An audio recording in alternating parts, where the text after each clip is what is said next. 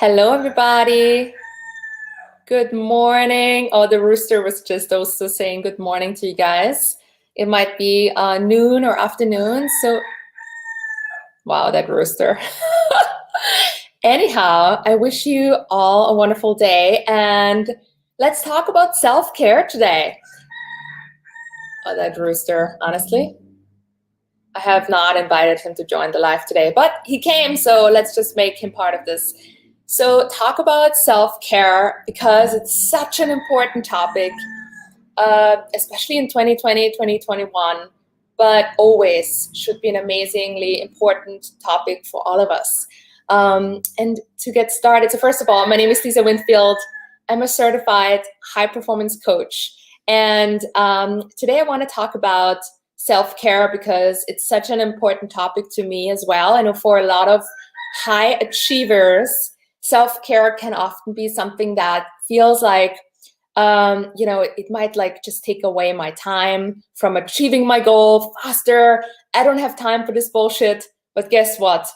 You're gonna achieve your goals even more efficiently, but also enjoy the ride, because we cannot at all costs achieve our goals and then land there burned out, losing our friends, losing our health. It's just not acceptable. Again, if that's acceptable for you, it's not for me. And I know most people don't want that as a result, because you can have both. And actually being in a really good place physically and mentally, guess what, is going to help you to even excel your goals and have even more of the things you want in your life, because success is all about who you're being. And if you are a mess, guess what, everything else falls apart too. Why do I know this? Because it happened to me. So I'm talking about this as somebody that has been through all of the different options. So anyhow, let's talk about the strategies to actually have next level self-care, as I call it. So again, if you have any really intense things you want to talk about in terms of burnout, self-care, that are often really deeply rooted, you can book a free strategy session with me. You can find the link in the post or in the bio. So that's always available for you. It's a free hour with me. And the rooster is agreeing again. I love it. So let's talk first about what self-care really is. So a lot of people think about self-care as, the manicure or the spa treatment once a month. And while all of that is amazing, that's not really self-care, at least not as I define it.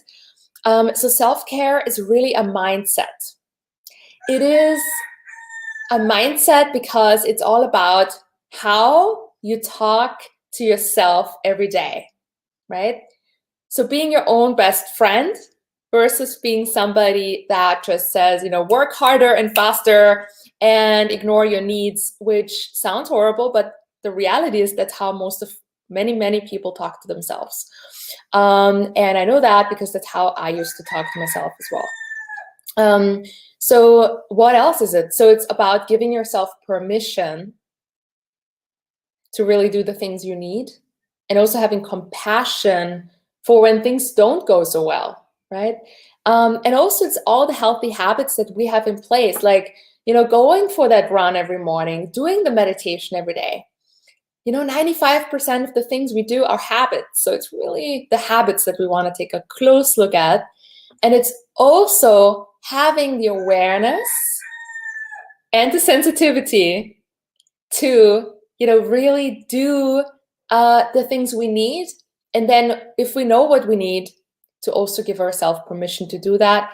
And the latter is often where the opportunity for growth lies, right? Give ourselves permission to do what we really need. Because again, a lot of my high achievers that I talk with, they're really hard on themselves. And that's really what we want to talk about. Now let's get to it. So 4 strategies for next level self-care. So the number 1 strategy is quite simple. It's about creating that awareness, right? That sensitivity, that awareness of what gives you energy and what drains your energy. And if that sounds too esoteric, let me just break this down a little bit. It's very straightforward. If you get on a call with a friend and the friend gossips or talks, bad about your dreams, that's really hard what you want to achieve, or how the world is so horrible, and you hang up the phone and you just feel like your heart just sank and you're not feeling as energized, that's an energy drain. Or if you have a job you don't like, that's an energy drain. And that's why a lot of people don't perform well on jobs they don't like. It's pretty self-explanatory. And what gives you energy? Well, for me, for example, I know what gives me energy is meditation, going for a run, hanging out with friends, well, on Zooms these days, any interaction with people that I care about, coaching, all the things that you care about that really give you energy. But first, you need to develop that sensitivity and really know what gives you energy. And then as a second step, start doing those things more. And then start to outsource or delegate as much as you can, or eliminate altogether the things that drain your energy. So that's strategy number one. Number two is getting clarity on what you need to really recharge. So, most of us we are creatures of habit, all of us, right? So scrolling on the Instagram, that's like, for a lot of people, that's what we do in breaks. Just have a little bit of time, scroll on Instagram, have a little bit of time watching TV, have a little bit of time watching the news. But guess what? Just because it's a habit, it doesn't mean it's actually recharging you. What recharges us has to be discovered, because it's not the same for everybody. For me, it's like, talking to friends. But for an introvert, it can be a long time. And talking to friends can actually be draining. So really get sensitive and understand what drains my energy and really what I need to recharge, and then do that, right? Follow through on that and keep a list. I have my clients in my coaching practice just simply keep a list of what drains your energy, what recharges you, and then really follow through obviously on that as well. And if you want more support, personal support, you can schedule a 1-hour strategy session with me. Again, there's a link in the post, and there is also a link in my bio. So number three, this one is really amazing. And I think most people have a harder time with that one. So it's about adding play to your day and to get yourself a higher level of energy. So what do I need with play? So it doesn't mean you have to kind of play Monopoly an hour a day. It means that you're doing things that give you that lightness, that feeling of being happy and alive, which can be simply, playing with your pet, or going outside, take a walk, outside, go to the beach, do something silly with your partner or friends that, you just love so hard, you think you have to pee in your pants. That's all play to really have fun, feeling light, feeling happy. And the key part for this is this.